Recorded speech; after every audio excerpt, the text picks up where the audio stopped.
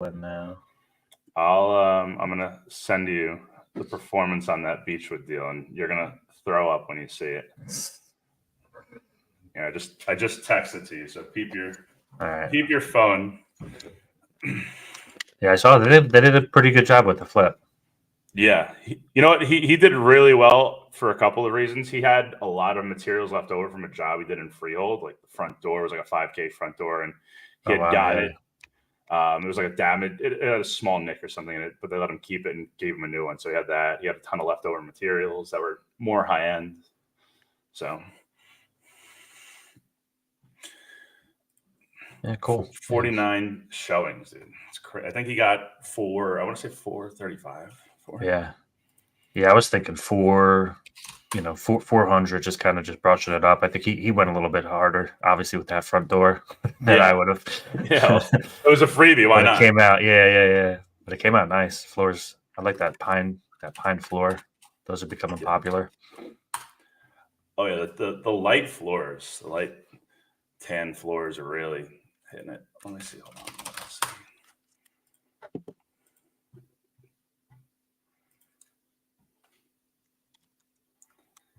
How do you tell who's in here? I see Tommy's in here.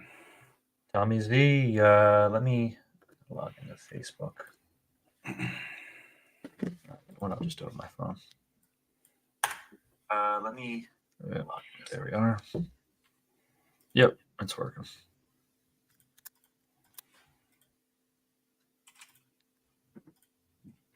Right.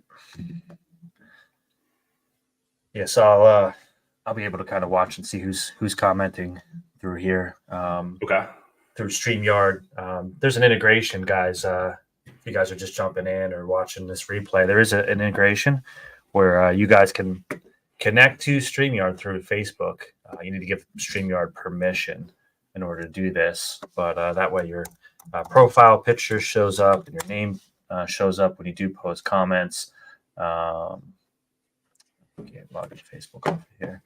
So I'm going to drop that in next time. I'll remember to do that, guys, so everybody can kind of look and see and know who's saying what. But people live on Facebook can see who's commenting. Cool. Let's see. Yeah, Tommy's his camera's not on, so I think he's probably just hanging out. Oh, there he is. Let's see. There he is. What's up, fella? What's going on, dude? I want to show my shit around here. Let me move my stuff. I look like a slob back here. Yeah, no, but you did clean up since last time a little bit. Dude, I have my dogs in my cage out in the back, out over there. Is that a house of yours or a flip? What are you doing? This is my house, dude. It's my office. It's like the old front porch. The shoemaker with front porch. No. Shoes. You flip houses, but you got no furniture in there. What's up? This is my office. That's the content creation wall right there. The dog's cage. No, it was a back porch that I enclosed. Lauren's got the third bedroom as her office. So I figured I'd have a little color in there or something. You know, like this is a turquoise guy. A turquoise guy? No. I would go. I want to do like gray or something, but I kept it nice and clean for content purposes. Nice. Yeah, I like the white. Looks good. Yeah, it's all right. Tommy got his shelves out. Nice. Yeah, that's all temp stuff. We're not messing with anything yet. Is this your house? Right, this is the wall house? No, it's the wall office. Oh, it's the wall office? Oh, this is in Green Label now here. Yeah, man. I love it. I'm just going to sit in the background. I do have a thing at 4, so I'll jump off. But yeah, no problem. Don't put me on here. I don't want to be on this thing. All right. See you. See you later. Tommy's hanging out backstage now. Love that. He's a backstage kind of guy. Another couple minutes. Yeah. Yeah, he wants to know what's going on, but, he doesn't want to be the center of attention. Yeah. Which is surprising. I'm surprised. I feel like Tommy likes being the center of attention. He loves his game shows and he loves his meetings, right? So those are the two things. And this is why we kind of work great together, because for me, like, that's not me. I'm not like a stage guy, but like put me on video, put me on Zoom with people. Like I could talk forever, but put me on a stage and I'm like, I don't think I'm as effective. Totally. I don't know. it's a weird thing because people naturally think because I create video and shoot content and do stuff like this that like that would be natural, but I'm like it's different. It really is. I can tell you're very intellectual in that sense too, where you love the deeper conversation and meaning, and you're good at picking out and kind of having those questions teed up that really get into the depth of the conversation. Where Tommy's he's got the big personality. Yeah. No, likes cracking the jokes, and he's really good at the presentation aspect of it, but he's okay. Don't hype him up too much. He's great. I'm trying to put him on stage. We might be doing a big event coming up, and okay, I want to put him on stage. He's talking over here. Is he talking? You talking to us? So you can't hear me when I'm on backstage or whatever? No, you can't. Obviously, you're backstage. So all I heard from that whole thing was that Justin's the deep thinker and I'm the asshole joker guy. That's it, dude. That's what I heard. Justin's got the analytical mind. I know Justin's always doing that back end research to try and figure out what's the next big wave. He's the savant. Savant. Absolutely. That's kind of true. Listen, the personality is good. You don't have to spend all the time thinking. You just show up. That's it. Just so you know, I don't do the game shows and the meetings because I want to. Do it out of necessity. I'd rather be home. Oh, of course, but you are good at it. All right. Thanks, gang. Put me backstage. All right, guys. All right, so we'll get started. This is going to be obviously recorded, so people can watch it on the playback. But we have Tyler Sargent in the house today. What's going on, guys? So Tyler, if you have not met him yet, is a Remax Revolution agent for now, 4 years, 3 years? However long you guys have been apart from LTD, I guess. What is that, 4 years, 5 years? Yeah, I think he jumped in a little later, but, obviously we were together at LTD too. You guys came over and, you brought some excitement, in a different sense to the company, you and James. Yeah, absolutely. It was definitely a much needed move to keep it as ambiguous or as short and sweet as possible. Yeah, it was totally worth it. I mean, I love, like I said, what you guys were doing in our meeting.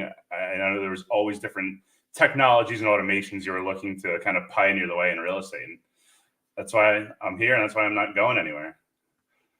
Yeah, I mean it's been great to kind of watch your transition, just from a new agent, obviously in the business, always asking a lot of questions, and to see your growth and see you kind of find your niche, which is what we've been talking about over the last couple of weeks, is for agents to really figure out what their niche is, and totally.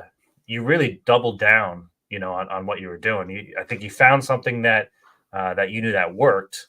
And decided that, you were going to take that into, pretty much this is my full direction. And, I'm not going to mess around and play around in these other markets, even though, there is other business opportunities and real estate opportunities that you can take with listings and buyers and stuff. But that takes away from, what you are growing and expanding and trying to be an expert on. And I think that's the struggle with a lot of real estate agents is maybe finding that niche or what are they good at. But, when you're finding it, kind of going all in, which is something that I think that you 100% have done. And, I think your success in this world of wholesaling, which is kind of something we touched on last week with flipping.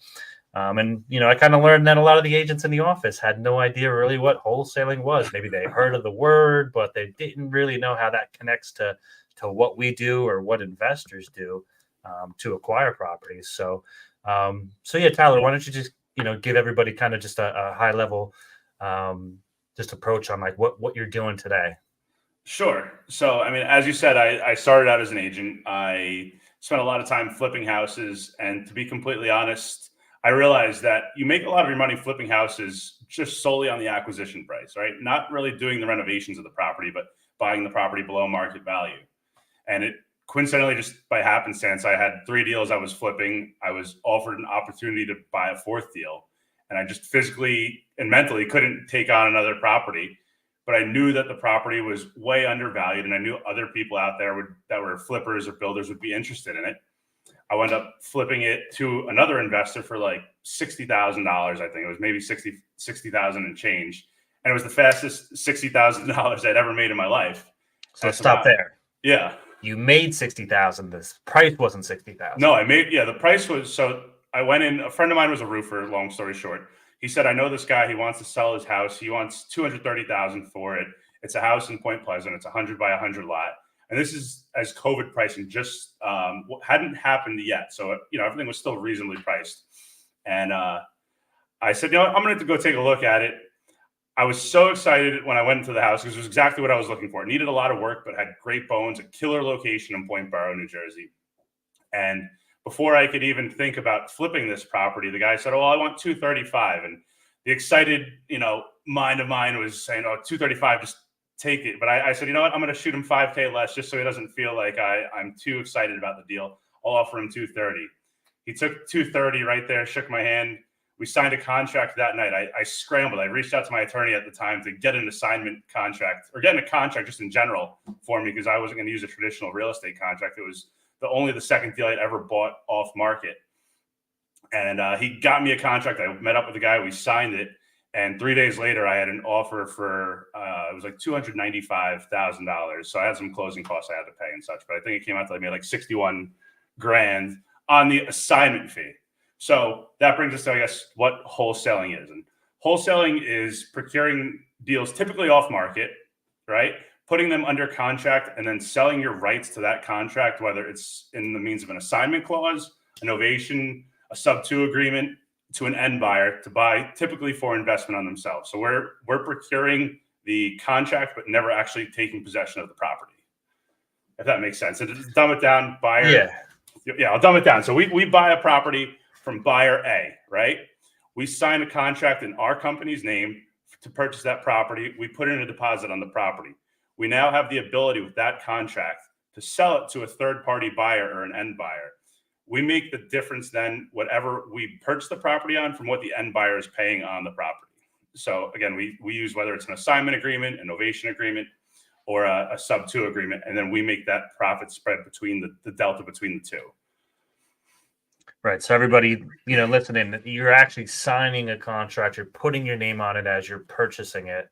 And because there's a clause in that contract that allows for you to assign that contract to another buyer or investor, you're able to kind of almost do that double close, simultaneous close where you're not necessarily buying it and putting out your money and then paying closing costs and then flipping it. You're pretty much, you're doing the deal in the same day. So you're pretty much just making, what you're saying, the delta, the assignment fee, which, in our industry is just kind of like a commission. Yeah. But you're putting your name on the deal, like you're acquiring it, but looking to sell it, before you close on it with your own cash. Absolutely. And every one of these deals, we do have the understanding that if we can't sell the deal and it's not something that we can back out of, we do have the option to purchase it. And we always say we're never going to get into an agreement that we wouldn't purchase ourselves as well. So you are kind of on the hook because, again, you're messing with people's lives here too, where you're offering them a purchase price and these people might be planning the next stage or phase of their life. So to put that assignment or put that contract on the property and not be able to assign it, you have to be able to do something at the end. Otherwise, I feel like it's very unfair to the sellers, and you want to be conscious of that as well in this business. Yeah, I think especially to the fact that you're a licensed real estate agent, in the state of New Jersey, you do have to be very careful because, somebody, could easily report, somebody that doesn't close on a transaction like something like that, or, say that you didn't deliver, you didn't meet their expectations. And that's what it is a lot of times is, as far as the expectations go, I think a lot of agents, wonder, like, why would somebody go through the process of wholesaling versus putting it on the market? Because obviously you took a house, where a $300,000 house and made 60,000 on it. That's like, it's insane. If you look at the commission wise, right, it's like, why didn't that person list it for 275 and, do it at a 5 or 6% commission? Totally. And it's honestly, the big difference is we're more of a service, right? Everything we do is service based. So a lot of the situations are very different, whether the property is distressed or people are embarrassed or just don't have the ability to have people walk through. We run into a ton of hoarder scenarios where these houses, to bring buyers through, these people are too invested. And honestly, it's a safety hazard. There's a lot of things that I could show you videos and pictures. I'm sure of some. You can't actually get the essence of the smell through the phone, but you'll get an idea.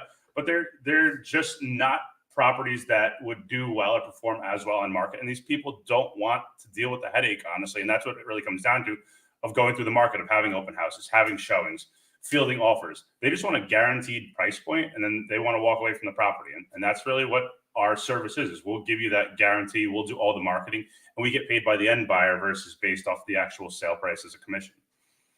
Yeah, and I think you guys have to do a lot of due diligence before putting that contract in to really understand, what they call an ARV, after repair value of that property, which, takes some time, right? It's not like you're just going in saying, hey, this is a good deal, I'm going to put this deal together. Obviously, there's a lot of analysis that has to go into it, because you have to buy it cheap enough where an investor usually is going to buy it from you, and they still have to make money.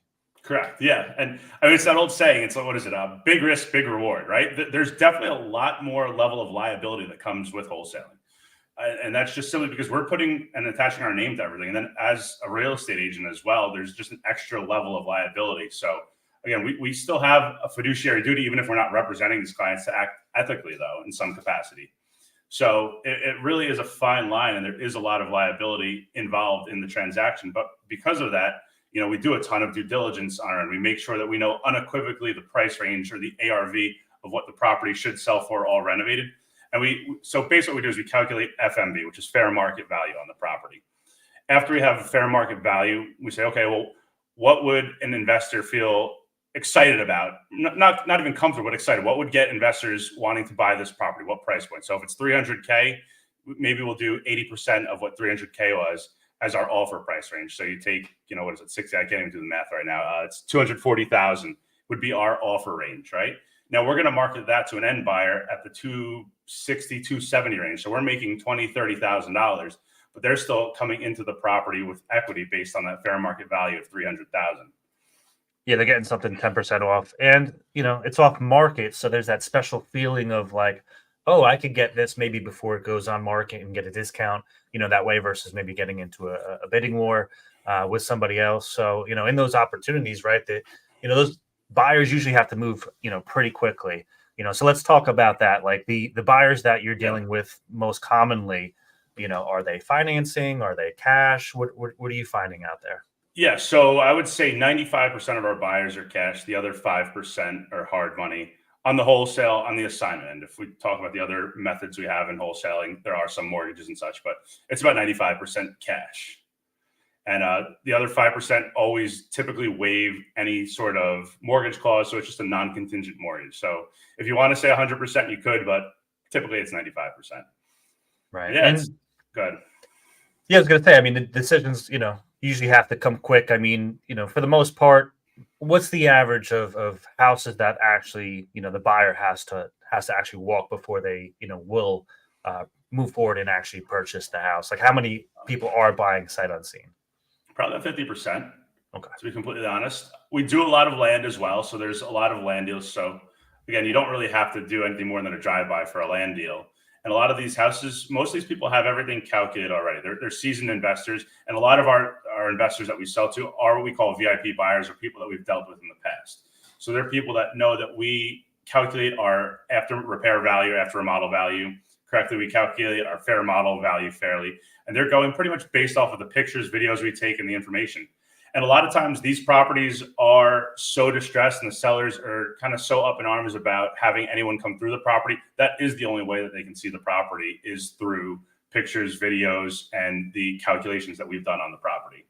And that's why they get the discount, honestly. It's a safer bet than going to an auction and buying a house sight unseen, because you do have some information to edify yourself better on the property. However, you still have some level of uncertainty with buying these deals. Right. Yeah, like we were just talking before we started. I mean, there was an opportunity. I'm not even sure. I think I was just randomly talking to you, and then I was like, "Hey, do you have any good deals?" He's like, "Yeah, I got something coming up in Beechwood."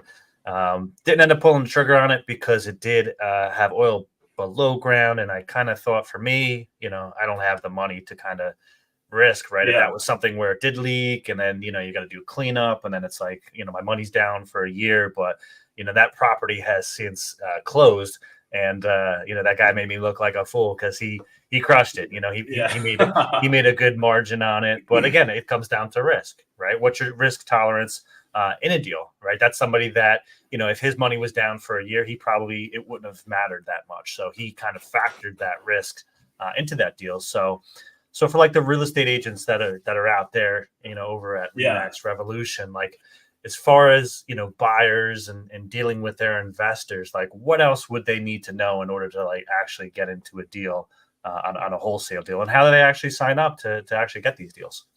Sure. So first off, wholesalers love working with realtors. Again, in any facet of real estate, exposure is the name of the game. The more exposure you get to a property, the more offers and ultimately the higher sales price you're going to get. So we love working with realtors because you guys have a ton of buyers and a lot of end buyers where the people I'm marketing to are typically investors. So when we work with a realtor, a lot of times we know there's a chance we can get an end buyer, which is going to bring the biggest amount of potential profit for us. As far as working with wholesalers, it's great to get on lists. There's a ton of different wholesale Facebook groups, which is typically where I find the most wholesalers to do business with. And there's like NJ home buyers, there's platinum home buyers, there's a ton of different wholesalers that work in New Jersey. I would say starting off in those groups is phenomenal. Obviously, drop your email on this as well, and I will add you to our buyers list. I'll send out properties. We probably get roughly 3 to 5 properties every week. Not all of them are great deals, to be completely transparent. Sometimes they don't work for anyone, but it's better to take a chance and see if there's availability for a buyer or this makes sense to someone. So we do put a lot of properties under contract. And then as far as you getting paid, it's twofold, kind of. A lot of wholesalers will say, hey, it's okay, add whatever commission fee you want on top of the deal. So if we're offering the property at $200,000, you could add your 5% commission to your end buyer on there. There are also a lot of agents that are just hoping to get the listing at the end, that want to keep a competitive price point, keep their investor happy, and just know that they're going to have that listing agreement signed upon closing, that they're going to eventually list the property. So guys, you hear that? You can get paid on a wholesale deal. And, like you said, there may be some deals that, aren't the sexiest deals, but, those might be great deals for end users, which is really what you guys are working with. You guys are working with end users. And not everything needs full rehab either. There's some deals that come through that are light rehab, but, maybe just sticky situation. They have a specific reason of, why they went this route versus, going to the market. And we were talking about that a little bit, before we started as well. Let's use some examples of maybe some sticky situations of why somebody might use a wholesaler over going retail. Yeah. So, there's a multitude of different reasons. And the list can go on. The big three are typically foreclosures, deaths, or tax liens. Those are the big three. So we deal with more foreclosures than anything. Foreclosure is probably about 70% of our business right now. So people that have some sort of lis pendens or lien slapped against their property and can't afford to pay something, whether it's their initial mortgage or they had a lien slapped on from a construction loan, whatever it may be. The next biggest thing is probate liens or deaths. Again, we do probably another 20 to 25%. I'm not sure the calculation on that, on people that are deceased that have a home. And a lot of times they're foreign people too, that they live far away. They didn't realize their family either had this property or they just don't have the means to get back there and deal with the transaction of a house, in New Jersey when they live out in California. Or I had a guy I dealt with in Puerto Rico, and the guy didn't want to leave Puerto Rico. He loved it there. He lived there for tax reasons, just wanted to sell the house. And honestly, ultimately, it made the most sense because he didn't have to do anything. We sent him an electronic contract. He signed everything. The only thing he had to do was come here to the United States to sign his final closing docs. And he happened to be visiting someone in Florida. So we had a notary go out there, sign up all the closing docs, and we closed on it. And they are really sticky situations. I was telling Justin, though, we had a deal that kind of encompassed all of that. And that's why we get paid what we do on a lot of these deals, is because they're crazy situations. There was 4 family members. The guy who thought he was the executor of the property was actually not, in fact, the executor. He had the executor sign over power of attorney to him, but didn't actually grant him executorship. It turns out that then after that, the estate was expired. There were 4 beneficiaries involved. None of them liked each other. So we had to try to finagle ways to get beneficiaries to sign off on the contract. And ultimately, it was about to close and it went into foreclosure. We had to extend the foreclosure. And then right before closing again, the new executor passed away 2 days before we were supposed to close. And I was counting my dollar bills and was ready to go. And then we had to get everything re-signed again, just in order to get this entire deal closed and get a new executor appointed before the bank foreclosed on the property and it went to auction. So that gives you a little insight of how crazy it is. So they are time-sensitive deals. to be completely transparent and for you guys to understand for your potential buyers as well, that these deals can happen quick, but sometimes there are delays because of all the crazy intricacies of these deals. A lot of these people have more than one judgment. Typically someone that's in foreclosure hasn't just not paid their bank. They haven't paid creditors. They haven't paid medical bills, whatever it may be. And we find all of these judgments that do have to get cleared prior to closing. So they can take a little bit longer sometimes. And we do our best to nip that in the bud right away. As you know, someone that's been in the industry now, I don't want these deals to be held up because we found judgments. So we pull title right away and try to figure out what judgments they have so we can close them prior to even assigning the deal. But there are a lot of nuances. So it's good to know that they can take, you know, a couple weeks longer than expected sometimes. Yeah. So you got to get creative a lot of times, you know, with these deals.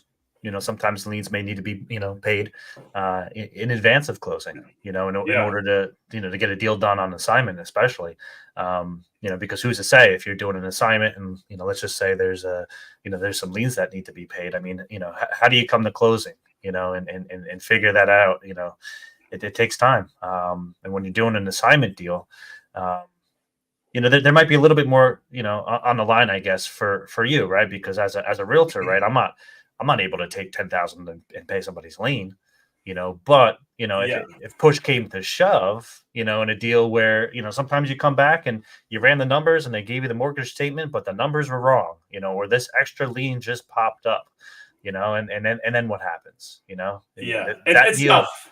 It's a fine line, and it's really a gray area. I mean, I'm sure there's going to be more legislation slapped on wholesaling in the next 2 to 3 years to come for sure. Because it is a new emerging business, but it's also a gray area. Again, you want to work in the seller's best interest, but obviously it's also your interest because you're technically the buyer at that point in time when you're negotiating on the deal. So it's really tricky, and you have to work as ethically as possible. And you know, you can get jammed up very quickly given the scenario because you're dealing with a lot of sensitive topics.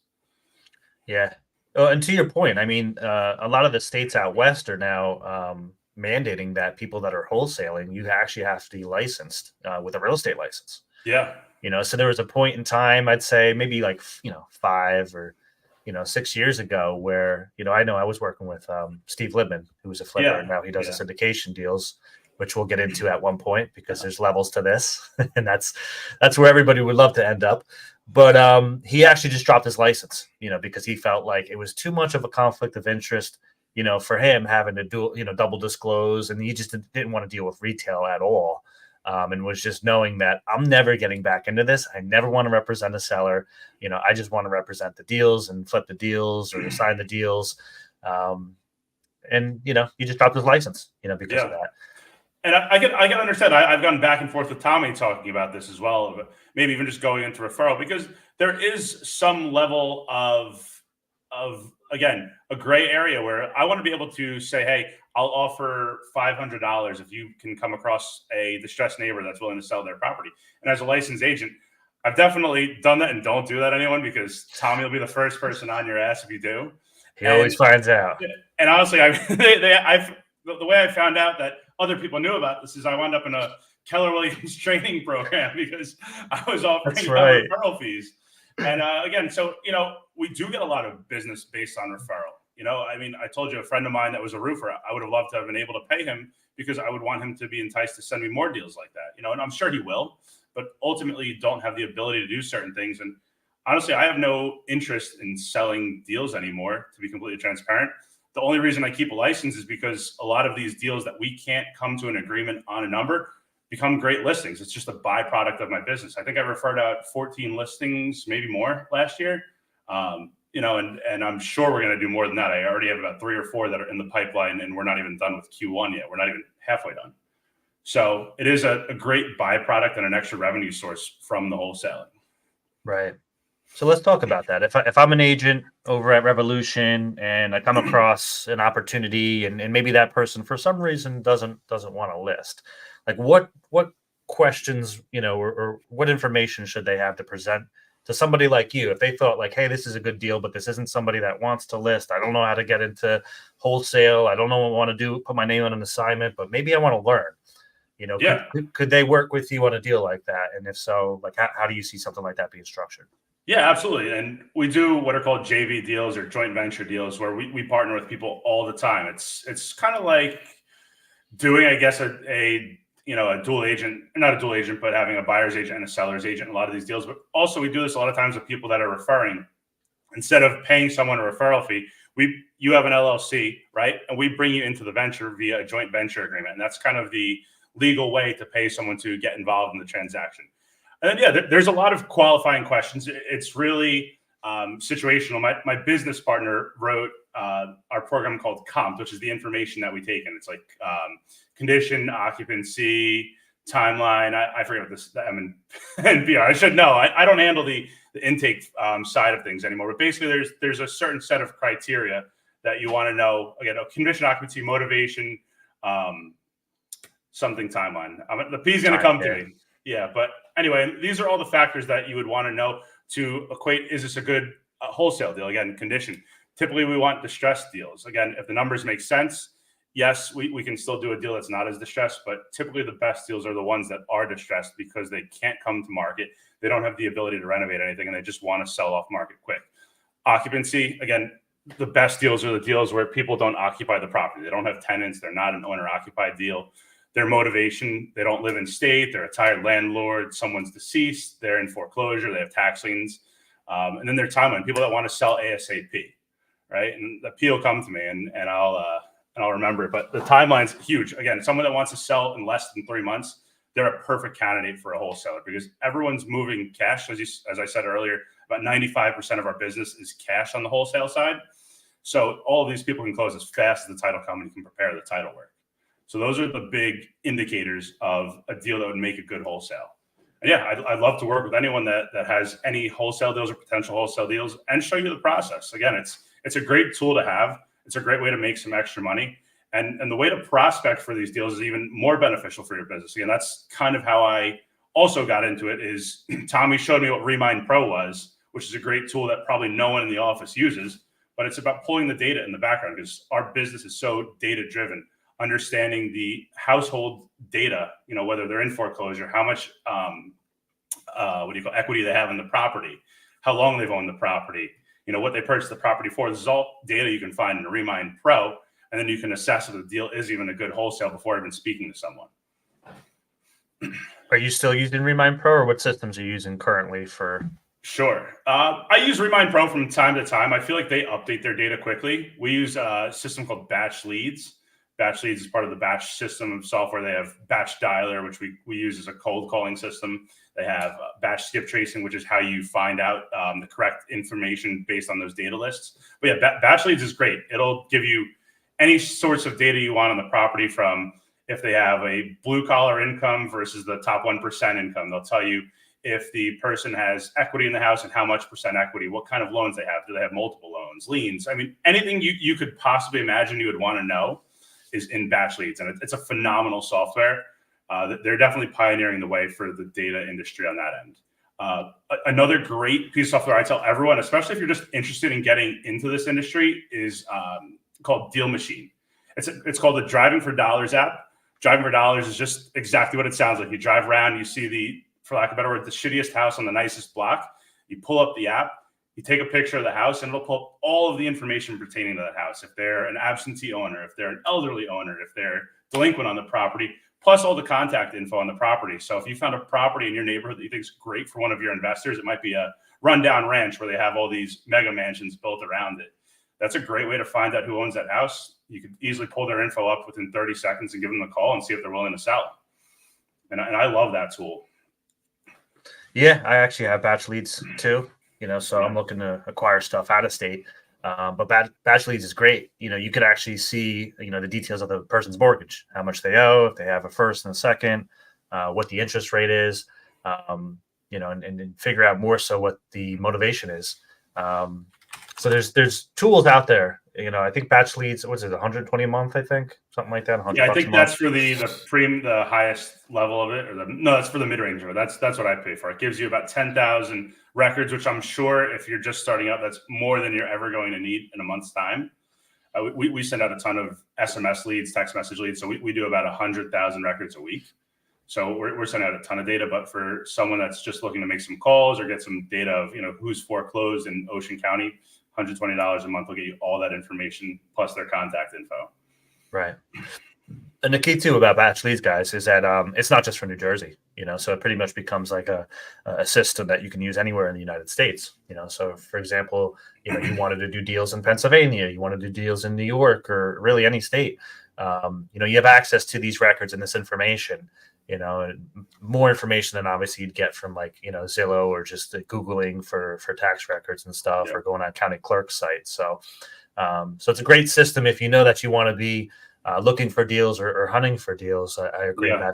Batch leads is they're pioneering the way, and their data seems to be the best out of the bunch. I know PropStream's another popular one, but I think a lot of people are switching over to batch. We use PropStream too. The nice thing about PropStream is you can build automated lists. So if you want to see who's popping up on the foreclosure list weekly, PropStream can automate that list and generate it for you, which is kind of a nice feature that batch hasn't brought into their UI yet. But it's great if you just want every Monday have in your inbox, okay, this is the new 110 foreclosure leads that pop up, or these are the new leads that have just went to probate this week. So that is a nice feature. But other than that, batch has everything that PropStream offers by far. And honestly, like I said, if you don't want to pay the money for the monthly subscription, Remind Pro, we have access to it. If you go into, I think it's Tommy's NJMLS account, they still have the pro version of Remind. It's right in the intranet. And I spent a year using the intranet before I bought anything else. And it has great information, including equity, foreclosure status, ownership, who owns the property, potential contact numbers, and also it's a great way to kind of get your feet wet without having to spend any money initially. So Brenda Earn said maybe we're pronouncing it weird. Batch leads. You got it. Batch leads, and it's .io. Batchleads.io. And I mean, you can use this for comping out properties and stuff too. I mean, it's very user friendly, very easy, to figure out. If you can use the tax records, on the MLS, you could figure this out. Yeah, Tommy wrote in our chat too. I don't know if you saw this, and it's a big thing we did leave out for agents working with wholesalers. The one big thing, and it's not always, this doesn't always happen, but 95% of the time is there's no attorney review with an assignment agreement. Typically, your end buyer is just signing off. They're assuming title. And if that property is already under contract, they can close. And I've had quite a few deals close in less than 5 days. So it is a nice thing to know that it's seamless. There's no attorney review. There's no deal being killed on the property or anything because of the attorneys. It's just a smooth, simple process from signing the doc to closing.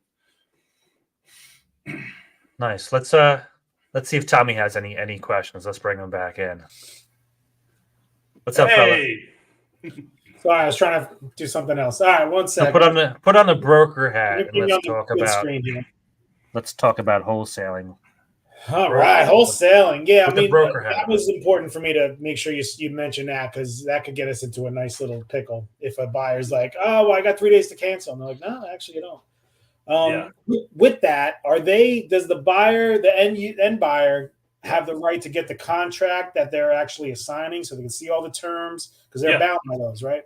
Absolutely. And in the industry, I mean, to be completely transparent, wholesaling for a number of years was known as a very shady business. Again, I mean, the idea was people thought that we're scamming the little old lady to buy our house for $100,000 below what it's worth. But that's truthfully, it's come such a long way, and it is a very transparent industry. So everyone we deal with and most wholesalers will present you that contract prior to closing. So you know what we're making on the deal, you know what we're buying it for, you know what our contract contains, because ultimately you're assuming all of those details. So you should know. And if you ever work with a wholesaler, whether it's myself or someone else, you should always ask for a contract before signing an assignment agreement anyway, because you're assigning your end buyer's rights to assume every single detail in that contract. Right. Okay, good stuff. Yeah, so that's second contract's pretty much kind of like an addendum, So yeah, the A to B contract is what we call it. So that's what Tyler signed with the seller, and then the B to C is Tyler's assignment, to you, as an investor or to your buyer, and that'll have some other terms on there. Let's talk about like deposits and escrows and things like that. What do you see in typical on a deal? Yeah, so typically in these deals, honestly, a lot of the sellers don't even know that deposits are a thing, or just don't care, because their motivation to sell is so high, they will sign with anyone who's going to promise them the world. We still always give a deposit just because again, we feel that it's committing ourselves to the deal. They realize that we are really capitally invested in this property. A new thing we've actually started to do too is release some funding to the seller prior to closing. So after attorney reviews finish, we'll release some non-refundable money just so they know unequivocally that we're committed to this deal, that we're going to buy it. And also it's kind of a benefit for them, because if it's going directly to the seller, a lot of these people don't have any money. And for them to have some funds released, it's a huge benefit to them as the seller who's distressed. And again, I would say probably maybe less than 40% of these people don't have over $1,000 to their name that we deal with, because again, they're all in foreclosure situations. So money is the motivator.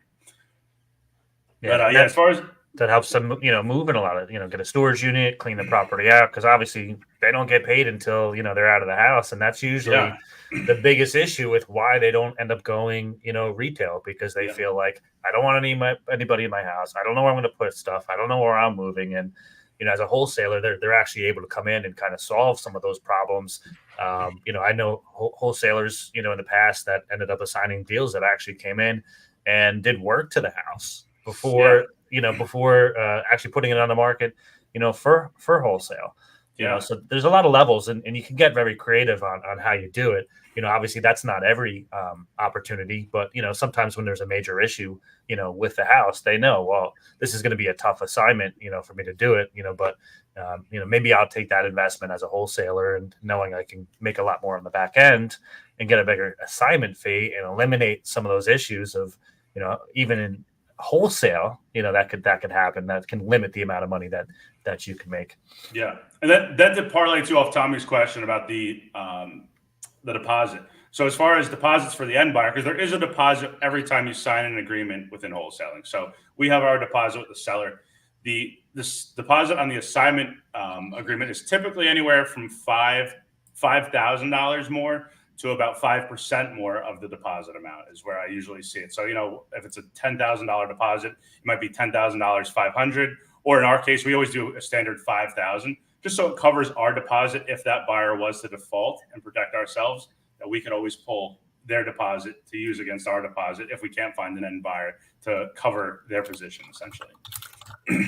So Brenda Irwin has another question. This is a good one. When you do a wholesale deal, does it count as a sale on your stats for MLS? I'll take that answer for you. Yeah.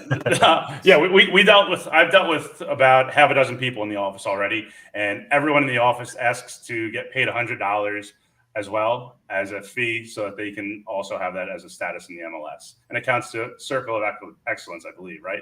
Correct me if I'm wrong. Yeah, as long as you can claim proof of compensation. So, yep, exactly. Yeah. So, yeah. And again, you'll see that with every wholesaler. They'd be more than willing to give $100 typically, just so you can get that unit. Tyler, any tips for these agents? Any tips for the agents working with investors there's obviously a lot of flippers out there, and they can take these flip opportunities and send them to their investor. And rather than have investors start to backdoor them and go right to the wholesaler, like any tips that they can do, or to kind of keep themselves in the middle of it? Yeah, I mean, definitely be the ones that are getting the lists and sending them out first. To be completely transparent, a lot of investors are also in these groups working with wholesalers. But if you can get on the wholesalers' email list and build relationships, I mean, relationships is probably the number one thing. You'll get to see a lot of these properties before they even go on these breakdown sheets or performers that are getting sent out. Like if we build a relationship and you say, hey, I have guys looking in Point Pleasant, right? I will send you the next Point Pleasant deal, kind of like I would a VIP buyer before we send out that performa and breakdown to the masses. So you're getting an offer in, because ultimately every wholesaler is looking to turn and burn, right? We spend a lot of time on these deals, and we don't want to spend a lot of time marketing them, right? We do want to make a lot of money, and we have a number set in place, but if we get our what we call our fair market value price, or just below whatever percentage that is, we're going to take it and run. There's not a ton of wholesalers that wouldn't, as long as the terms are good and it's a cash offer. And you're more likely to go with someone that you've already closed a deal with, because you're looking at closing more than, oh my God, I'm going to get an extra $1,000. 1,000%. Again, if it's $10,000 versus $1,000, of course we're going to take $10,000. But I would much rather do deals with people I've done in the past. And Justin and I were talking about this. There's a software out there where you guys can actually even look online for your investors, called Investor Lift. It's very expensive, right? And it does rank the sellers you're dealing, or the buyers you're dealing with, though. So it's great for wholesalers. And basically it's like Zillow for wholesalers. We put up the wholesale deals on there. They get advertised, and it tells you how much the assignment fee is going to be, what we're offering out as a joint venture agreement fee, what commissions you can put on top of the deal, and it could be an infinite number of commission dollars you want to put on the deal, or it could be 5% as the max we would offer. But ultimately, it ranks the end buyer, right? So we have an idea of what they're like to deal with. Do they close on time? Do they change their terms from cash to a non-contingent mortgage? Do they close in the time when they're saying? Do they want to inspect the deal typically? So there's all this like back end information. It's almost like a database about these buyers. So if they come and place an offer through you or through that system on there, you have an idea. So again, we ultimately want to deal with the same buyers over and over that we know close quickly, have the best terms, right? And they're going to pay cash. Right. And I would say a vast majority, I don't know the numbers on it, are repeat buyers. The guy who bought the Seaman Ave and Beechwood property, Justin, that he's bought at least 20 other deals from me. So, I mean, he's someone we deal with all the time. And I know he's going to close. I know he's going to pay cash. I know he's going to hold to every term he has in that agreement. And he's a reasonable person. Right. Yeah, he understands the process. So that's very important, Yeah. So that's going to help your close ratio. So for Investor Lift, as an agent, I believe I'm signed up for it. So I don't remember paying anything for it. As an agent or a buyer, you can sign up for free. And what you do is you fill out what they call in the wholesale game, assignment game, get familiar with the term buy box. What's your buy box? And your buy box is pretty much, what are you looking for? What towns, what kind of properties? Are you looking for flips? Are you looking for rental properties? Are you looking for multifams? What are your specs? What do you need? So you guys can actually go onto Investor Lift and fill that information out. And you'll get an email. You can go onto a lot of these wholesalers' websites and sign up for their, email alert. Everybody has email blasts. So you'll be able to kind of see what's coming in and see what pricing is and be able to potentially, jump on those deals. And if you guys need help, kind of figuring that out, and what do I do next when I do send this to a buyer, or how do I, sign a contract, because its contracts are going to be different than they are standard real estate contracts, and how do I get paid commissions and stuff like that? Those are all things, once you learn it, it becomes easy. It is a little bit different of a process, but you can still get paid. And at the end of the day, if you have investors or you want to be in the investor space, this is something that you have to learn. This is definitely a tool you want in your back pocket, because this is deal flow that if you don't provide it to your investors, they at some point will find it, and then it's going to be, who are they doing business with if you're not providing the value and teaching them about all these opportunities to get these properties, right? A lot of times you should look at it that if these are properties that need work and need repair, and what your client is going to end up doing, are you more concerned about making a couple bucks on the front end, or possibly having an actual property to list and market on the back end that's going to be renovated and flipped, right? Those are the easy deals to sell. It's going to be a vacant property. They're going to put it on the market. They're going to want to sell it quick. Easy product to sell, guys. All you have to do sometimes is spend a little bit more time to find that product, for your investors. And you can triple end these deals. That's like the best part, is that you can add money on the front end of the purchase or the assignment agreement. And then I've had a lot of these deals that we've flipped personally. Again, I come from a flipping background, where I'm making money on the acquisition, and I'm making money now flipping it both on the buy side and selling it to the end buyer as well. So you can double end the sale and get some money on the purchase. So it's ultimately the best way to make money, in my opinion. Yeah. Tons of opportunities are out there. It just comes down to, how hungry are you guys to do more deals? It's a learning process, as with anything. So this is why we're doing, these Zooms. I want to kind of teach different things, teach different niches. This may not be for everybody, right? But if you come across the right buyer at the right time that has a lot of money, you're going to know what to do. You may not have been through the process before, but now I know hopefully everybody that's here watching this, and we'll replay this later, you actually know like what your next steps are, to close the gap. There's tons of YouTube videos, about wholesaling. If you guys want to learn more about investing, there's tons of podcasts. Bigger Pockets is a huge podcast, and they've got a number of episodes, regarding wholesaling and flipping. This is really stuff that's out there. You guys have to, maybe just make that effort. If you want to learn something, to dive in and spend that time. But you do have people here, in the office, that could also be of assistance to you guys. Yeah, absolutely. And if you want to learn more too about Wholesale, there's a bunch of great guys, Ricky Pineda, Pace Morby, Steve Trang. There's a whole slew of guys doing this that have a ton of great informative videos. And a lot of these videos are inclined to get realtors informed on it as well. So you'll be able to find some information. You could A, get started, or B, work with a wholesaler as a realtor in there. Yeah. And I just think moving forward, I could see the future of real estate, and it will be more creative, guys. There's no doubt. Ryan Pineda, who is, an investor at a Las Vegas YouTube channel and stuff, very popular. Meet Kevin's another guy that used to do, buys and flips and wholesales and stuff. And now he's off in a different world, dealing with securities and running for governor and stuff. Pace Morby, that's something that I'm actually signed up for, subject to, that's a new creative way to buy properties.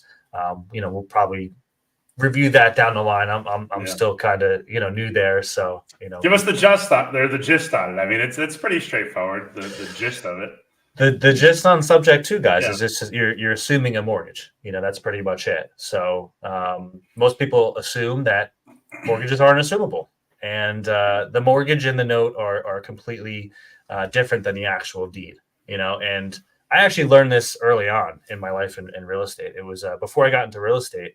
My mom actually went through a divorce, and she didn't know what to do. She didn't, she wanted to protect the house. So she actually she deeded the house in my name. I didn't know what that meant at that point in time. I didn't know if she could do it. She had a mortgage. Nothing happened. There was no note call due. Nobody called me and said, is this real or is this legit? Or did you assume the payments or anything? Nothing happened. Right. We ended up, she ended up selling the house at some point. And I had to sign on all the docs. But I never did anything with the mortgage. I never assumed the mortgage. I never paid a mortgage payment. I didn't do anything. But yeah, subject to is just, pretty much coming to an agreement where you're assuming that loan and taking over payments without necessarily taking over the debt. You can do that with, less of a down payment too. You don't need to put 20% down or 30% down on an investment property in order to do that. I just closed 2 deals, and both deals, I think I put down 15% maybe. So there are some things that you can do. I mean, something that I haven't done in New Jersey yet. Maybe we get there. There's not as much of that deal flow available in New Jersey because so many people are sitting on so much equity, and that becomes another part of the equation is how do you deal with the equity? Subject to is also something that's, better suited for somebody that is either underwater maybe on the mortgage, hasn't paid the mortgage. But yeah, we'll go deeper in another session into that as I kind of go through this journey. Let's see. We had another question. Can we get a list of those guys' names? I'll repeat them again. So Ryan Pineda. So he also has something called Clever Investor. He's got a book out. The Wealthy Way is the name of the book. Good guy to listen to. I can tell you this. He is not as informed or not as far along in the journey as other people. If you wanted to really learn investing, Bigger Pockets podcast.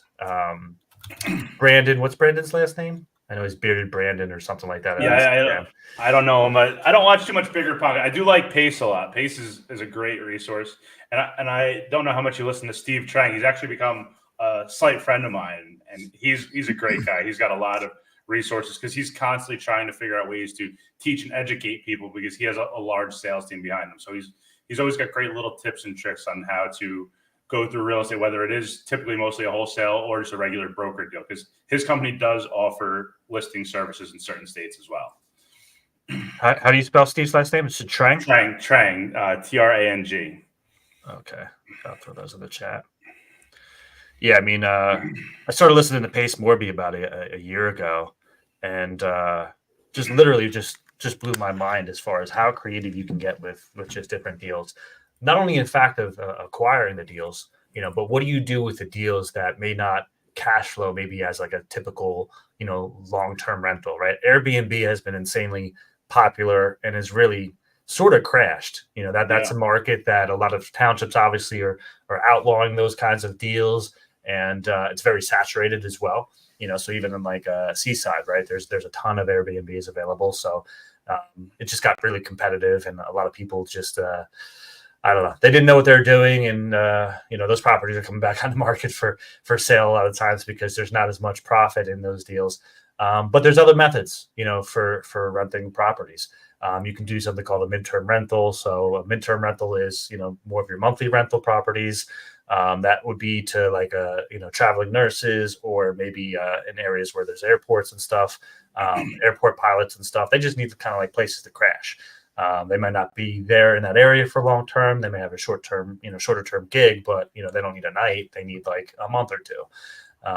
There's a company called Pad Split. Pad Split is a company that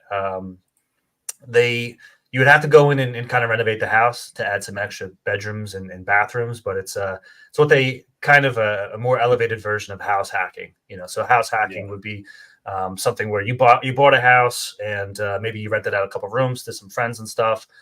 Totally legal to do, by the way. You can't just I guess with that version of it, I don't know if you can technically sign a lease with those people. They're just kind of paying you cash, and they're just hanging out with you. Yeah. Pad Split's a little bit more complex. That's like the next level to it, where they're actually signing like leases. Pad Split's the company. They'll actually manage those properties for you. But in those cases, the house has to make sense. They have to be able to kind of make everything into a bedroom for the most part. There's a common kitchen, common laundry, usually, maybe some common bathrooms too. They add a lot of bathrooms to those properties, and maybe like one living room area, but it's really not set up for like, entertaining. It's just kind of like, hey, there's a bunch of people here hanging out and sleeping and working, and that's pretty much it. There's also some interesting. So I'm actually under contract on a property in Atlantic City, New Jersey, right now. And again, it's going more towards that Section 8 style tenant, but it's actually they placed parolees, and there's companies that do this. You can go online, they vet them, they make sure that they haven't had any offenses of violent drug abuse, and there's some criteria that they vet these guys on, so they know that you're getting at least decent tenants in your property. They're the ones that are getting all the approvals with the town. They take a little bit of a premium, but typically the rent roll is actually a little bit over what you would get as a Section 8 rent roll on a property. And it's common in some of these towns like Trenton, Atlantic City. I know Newark has it, but they also have it in some of these other towns where you wouldn't expect, again. Mm-hmm. So it's just another way to get rent or be creative, again, to get a higher cap rate on your rent roll. Yeah, they do that with assisted living. You can actually have assisted living in a residential house. Obviously, you've got to get approval and stuff from the town still, but most people, I think, envision assisted living as like a big building or a commercial building, and that's not always the case. Yeah. You've got the adults with disabilities and stuff. There's housing and stuff for them.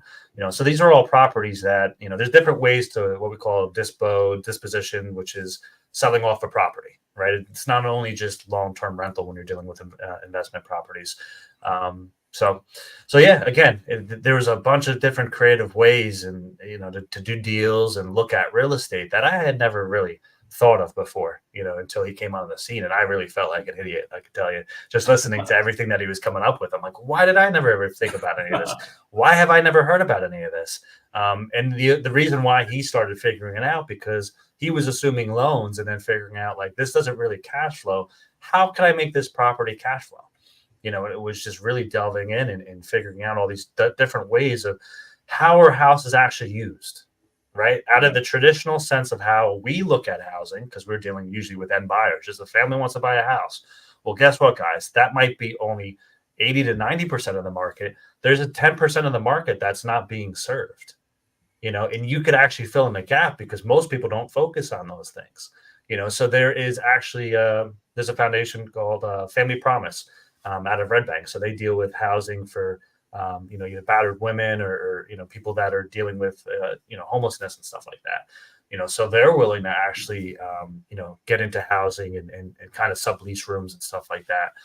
So there's a lot of legal ways to make money in the investment game and, acquiring properties. And, we'll kind of go into more of this as we go on this journey of just different ways to do real estate, guys. But yeah, if anybody has any other questions, post them up in the chat. But anything else you want to leave us with, Tyler? No, I mean, I think maybe down the road we could talk a little bit more about novations and things like that. That's like the new sexy deal structure that's on the streets where you do work with real estate agents as well, and you're listed. It's essentially a listing of a wholesale property on the open market. But we'll definitely talk about that in the future. And keep your eyes open. Again, join the Facebook groups. There's a ton of them. NJ off market deals, NJ wholesale deals. I can actually add them. I'll comment on the Facebook later. Some of those groups that are out there, and just say, hey, I'm a real estate agent that I work with investors looking to get some wholesale deals, and they'll be more than happy to take you by adding your email in there and put you on those buyers lists, and you can get them in front of your investors before someone else does.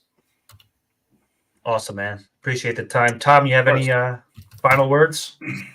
No, just geez, I mean, it's just definitely a different realm of real estate. So make sure your investors are savvy. If they're a first time investor, they're always going to be more skeptical, more apprehensive. So I don't know. I feel like, tell me if I'm wrong, Tyler. I feel like the first investment or flip they buy is the hardest one to get through. Totally. And it's easier the second time. So they're always reluctant and apprehensive.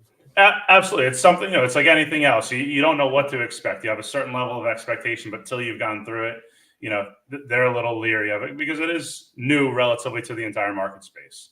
And on that too, because it's new for them, it's also new to agents that are trying it. So definitely talk to Tommy with any questions, because I know I've gotten a couple too many phone calls for.